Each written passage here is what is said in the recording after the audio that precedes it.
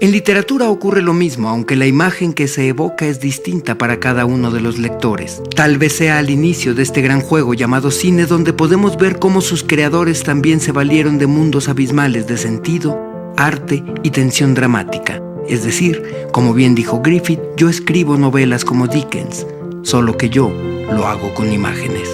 Todo arte tiene pues cierto grado de efecto para simular la realidad. Aquel truco que trataba de imitar la realidad, aquel efecto tiene relación con la tecnología y con las distintas industrias. Hoy, por ejemplo, estamos acostumbrados a ver a cuadro escenas como las siguientes.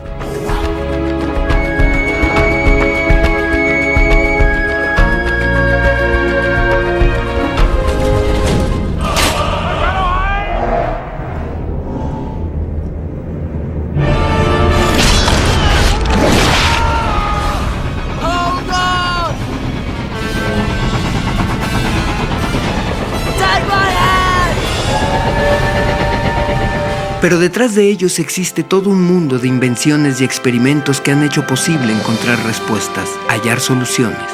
Sí, a alguien se le ocurrió generar polígonos que pueden generar superficies tridimensionales programadas para moverse. Hay momentos claves en la historia que marcaron el futuro de la narrativa, en cuestión de imagen y en cuestión sonora. El 3D, arte y tecnología, o tal vez un poco de ambas, fue otra invención equiparable al de haber encontrado la máquina que grabara y reprodujera secuencia de cuadros. Una vez ahí, lo que seguiría sería una serie de experimentos nuevamente a través de prueba y error que demostrarían que aún estaban por verse. Un mundo de curiosidad que madura para lograr el efecto buscado. Estos son los pininos de los renders, un arte, una técnica que ha avanzado a pasos agigantados. Pero antes ya habían habido incursiones muy ingeniosas para contar historias e inventar mundos a través de la animación. Es decir, las nuevas formas que comienzan como experimentos van avanzando, madurando, por así decirlo, hasta llegar a un punto donde pueden dialogar, platicar y coexistir dentro de una nueva técnica, consolidando géneros. Entonces, al principio tuvimos imagen con música.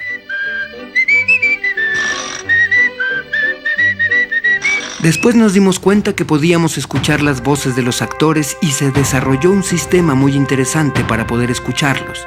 A eso llegaremos más adelante. Desde el inicio el cine mismo avanza en paralelo con movimientos plásticos y filosóficos. Esto se traduce en arte y en cómo puede construirse un set, por ejemplo. Se lograron grandes avances en el cine expresionista alemán en términos escenotécnicos. Es decir, al inicio los sets eran mucho más simples. ¿Quién pensaría que pudiesen llegar a algo así? Para adaptar un set se requiere de muchos talentos y muchos conocimientos. Es un arte en sí mismo. El cine toma prestada la maestría de otras artes, como ya lo hemos dicho. Aunque a veces la decisión sea quedarnos con una técnica anterior para que el discurso artístico se mantenga. Luego, como también veníamos platicando, la animación que ha estado, digamos, avanzando en paralelo con el cine desde sus inicios, se va acercando cada vez más. La animación tradicional es base para que otros expertos piensen y creen nuevas formas de replicar la lógica en polígonos de manera digital. Cada nueva y buena idea es aprovechada por la industria del cine y esto explica los constantes avances, de tal suerte que el resultado a cuadros se asemeja cada vez más a la realidad, dentro de un mundo ficticio. Regresemos nuevamente en el tiempo. No, aún no, disculpen. Esta película es un gran ejemplo de cómo una idea puede comenzar siendo un experimento y luego convertirse en una técnica adaptada por el cine. Al sonido le sucedió algo parecido. Comenzó también con una serie de experimentos para terminar convirtiéndose en aliado imprescindible del cine. Como ya mencionamos, Thomas Alva Edison y su compañero William Kennedy Dixon fueron de los primeros en experimentar con ello y tuvieron cierto éxito con su fonógrafo. Con él lograron grabar la voz humana desde 1877. Muybridge también había logrado grabar el galope del caballo. Después, en 1893, un físico francés apellidado Demeny inventó algo llamado fotografía parlante. Charles Pathé, otro pionero de cine, combinó el fonógrafo de Edison con el cinematógrafo de los Lumière, logrando fabricar cerca de 1900 películas cantadas. En la misma época, Léon Gaumont desarrolló un sistema para sincronizar el sonido, así como Alice Guy Blaché, quien desarrolló el cronófono.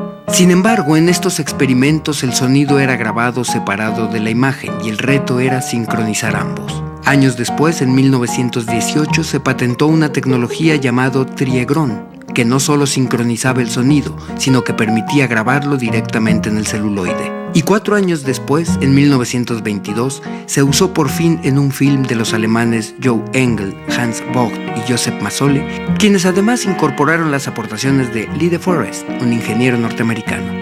Es precisamente Forrest quien un año después, en 1923, presenta su invento definitivo y establece las bases tecnológicas para el sistema que lograría grabar el sonido en el mismo celuloide que la imagen, el fonofilm. A su vez, la Warner perfeccionaba el Vitaphone y la Fox, su competencia, el Movietone. Haciendo uso de estas tecnologías, en 1926 se estrenó en Nueva York el filme Don Juan, así como varios cortometrajes con efectos sonoros y una partitura sincronizada, que ayudaron a perfeccionar las tecnologías. Para que finalmente el 6 de octubre de 1927 se estrenara El cantante de jazz, considerada la primera película sonora de la historia del cine. Imaginemos la emoción que debieron haber sentido los espectadores al escuchar a Don Juan romper en canción.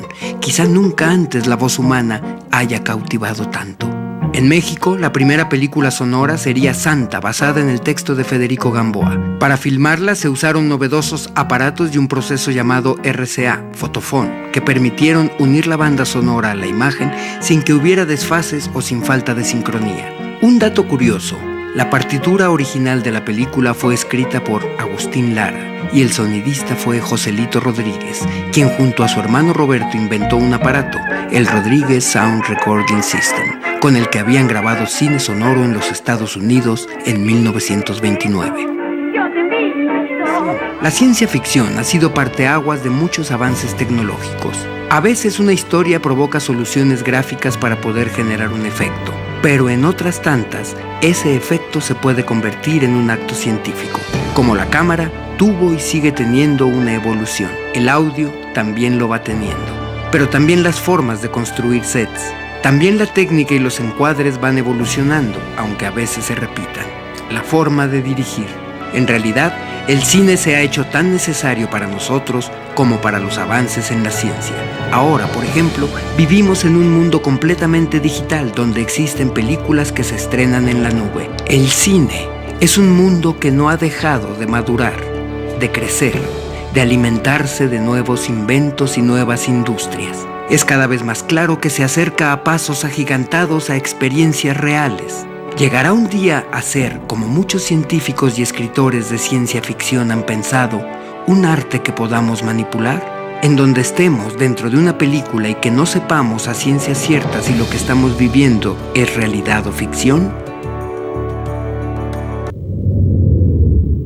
Si logramos ver bien, el cine no ha dejado de madurar, de crecer, de alimentarse de nuevos inventos y nuevas industrias.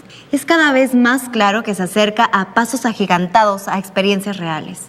Llegará un día a ser, como muchos científicos y escritores de ciencia ficción han pensado, un arte que podamos manipular para que estemos dentro de una película y que no sepamos si somos parte de ella. En varias ocasiones, el cine ha dibujado nuestra historia. Y pareciera ser que además de ser aquel espejo tan complejo, transparente, también nos dijera para dónde vamos y nosotros solo a veces lo entendiéramos como verdad. ¿Es el cine un ser vivo que predice, que entiende, que avanza casi a la par de nosotros? A veces, solo a veces, nos gana?